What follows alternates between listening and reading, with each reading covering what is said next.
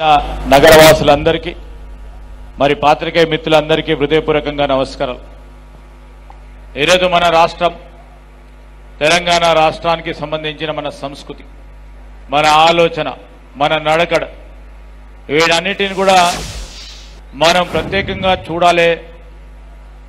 ఎక్కడ కూడా వెనకాడకుండా ముందుకు పెట్టాలనే ఒక ఆలోచన దృక్పథమే ఈరోజు ఇక్కడ హిందువులు, ముస్లింలు, క్రిస్టియన్లు వివిధ వర్గాలకు సంబంధించిన ప్రజలందరూ కూడా మమేకమై జీవిస్తా ఉన్న తరుణంలో మరి మా సోదరిమని వచ్చి నన్ను పిలవటం, మరి మేమందరం కూడా ఇక్కడికి రావటం, ప్రతి సంవత్సరం ప్రతి నిత్యం వారు కొరుక్కునే విధంగా ఈరోజు వారు గవర్నర్గా పదవి బాధ్యతలు మరి దేశంలో అనేక రాష్ట్రాల్లో వారు బాధ్యతలు నిర్వహించారు। అయినా కానీ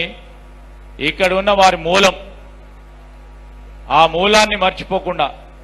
అనునిత్యము మరి యువతరానికి కూడా ఈ అలా బలాయికి సంబంధించిన విశిష్టతను తెలియజేసే భాగంలో తప్పకుండా ముందుండాలని మరి ఒక చురుకైన యువకుడి కంటే ఎక్కువ ఉత్సాహంతో మరి పెద్దలు పూజలు బండారు దత్తాత్రేయ గారు చేసే ఈ కార్యక్రమాన్ని నన్ను పిలవటం జరిగింది। వారికి హృదయపూర్వకంగా మరొకసారి కృతజ్ఞత తెలియజేస్తూ ఆ స్ఫూర్తిని మనం అందరం కూడా ముందుకు తీసుకెళ్లే ప్రయత్నం చేయాలని మనవి చేస్తూ సెలవు తీసుకుంటా ఉన్నాను।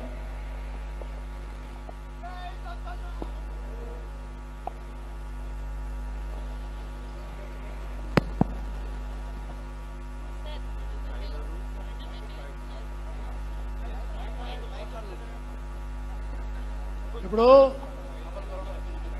మంత్రి శ్రీధర్ బాబు గారు వారు కార్యక్రమంలో ఉండి సమయాన్ని రాలేకపోయినా పిలిచిన కార్యక్రమానికి తప్పకుండా వచ్చి వారు మనస్ఫూర్తిగా వారి నాన్నగారు శ్రీపతిరావు గారి యొక్క ఉన్నటువంటి నిజమైనటువంటి వారసత్వాన్ని వారు నిలుపుకుంటూ చాలా నిర్మాణాత్మకంగా ఏ రకమైనటువంటి కాంట్రవర్సీకి పోకుండా చాలా ముందుకెళ్తున్నటువంటి యువ నాయకుడు మంత్రి గారు శ్రీధరబాబు గారు, వారికి నేను అలయబలయ కమిటీ తరఫున ధన్యవాదాలు తెలియజేస్తూ ఇప్పుడు మన